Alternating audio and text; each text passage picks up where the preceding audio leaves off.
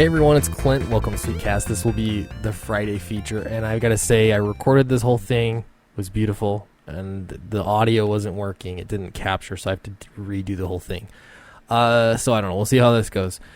Okay, so my point that I wanted to make today is drama and comics. Drama and crowdfunding comics. Drama and the network of comics and who you can and shouldn't associate with and who you need to publicly hate and who you need to privately be friends with, or all that kind of stuff.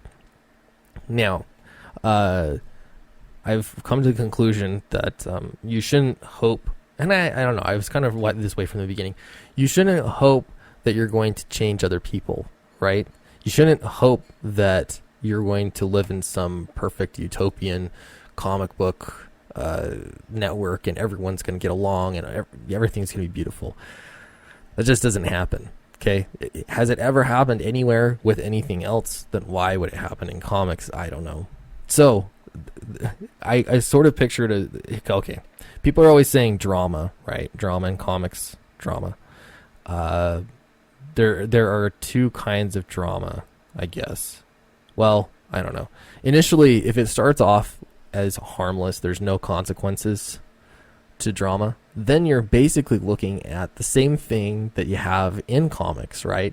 Conflict. I think really that's what it comes down to.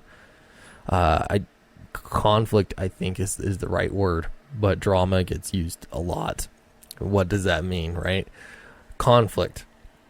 Now, in comics, when there's conflict, it's good. It sells books. It makes for an interesting story. If there's not conflict, nobody is interested in reading that book. That would be terribly boring, right? Who would want to read a book without any conflict? In your real life, conflict can be made two ways. Conflict can just be there, and in any place that you've ever worked, I guarantee, unless you're maybe self-employed working alone, but if you get a group of people together, there's going to be conflict. That's just life. That's how it works. So it's the water that you swim in. So you can either get wet, right, because you've got to swim to the other side of the river, so to speak, or you can be the one on the side cranking off the fire hydrant and spraying more water into this running river. I don't know.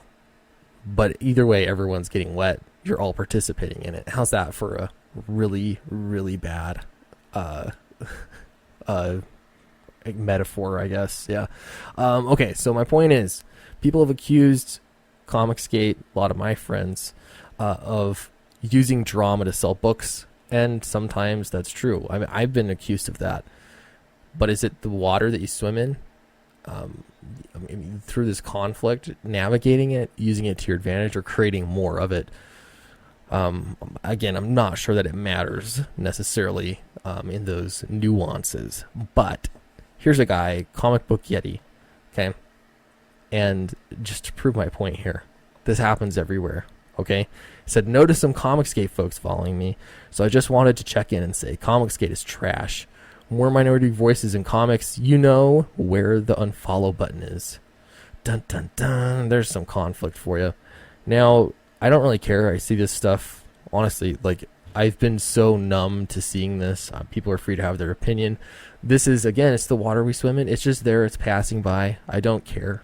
It affects me not at all. Not at all. But then you see this same kind of concept here. If you have a comic or a Kickstarter and you hate Comicsgate, reply to this tweet with some info about it for Follow Friday. Let's bring this community together even closer and support each other. Do you see what's going on? This is, again, it's the same thing. This is conflict. If you have a common enemy, then that draws people together. And I have to say, people, I'm sure, are looking at what is going on right now in crowdfunding comics and with the network that has been forming on YouTube and surrounding it. And they want that because it is very, very nice. Very nice. People want it. And so building up a common enemy, and that somehow makes your book worthy of backing. It makes it because you hate. So does this make you a hate group? It says right here, and you hate Comicsgate. If you hate them, does that make you a hate group if you're forming a group over your shared hatred? that, I don't know. Definitions can be loose, right? So my point is, like, this, honestly, this right here, if it just stayed in Twitter, if it just stayed on the internet, and there were no consequences to this, I actually think it would be a good thing. It's a lot like wrestling, where you have two competitors and they're really loud about it and beating the drums of war, but at the end of the day, they probably go into a break room together and, they're hanging out and it's all good. They have their weekend. They move on with their life. Have a good weekend, Charlie. But publicly, they are, banging sabers or whatever the saying is, and they're ready for a fight. That gets one side all amped up.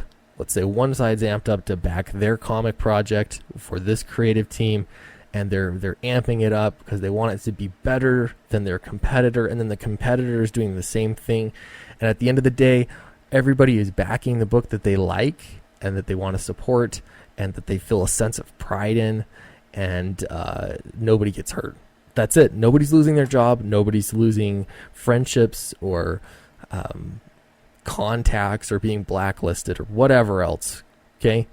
The truth is that that's not how things really work. If this was all one big coordinated conflict piece, then you could probably get away with it and you'd be fine. The truth is this is all messy reality. These are people that really do hate. I mean, they've said it explicitly. And so it always gets amped up and it gets taken outside of Twitter, and it does cost people. So what do you do if you're navigating it? For me, I don't know. I'm just trying to navigate it. Just like the rest of us. So I don't know if you have any advice, let me know. I'm really interested. I hope this all made sense, and I hope it, worked okay. This is a second time I recorded it is always not fun once you think you're finished and start editing.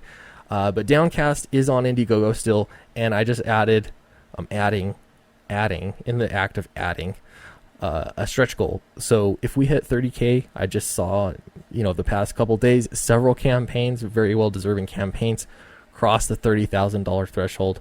And I think that Downcast deserves to be up there too. So we're still in demand. You can still back it if you haven't yet. So please do. It's a good time. If we pass 30,000, everybody, all the physical backers are going to get a trading card. And it's going to be, the art will be done by Eric Weathers, and then he's going to have his colorist, who I just forgot his name, but he did that Flying Fortress pinup piece, the colors for it. So yeah, you're going to get a trading card if you back at a physical tier. We're really close. We're about $1,500 away from breaking 30,000. That would be amazing. So please do. It's in the description below. Thank you very much, and I'll see you next time.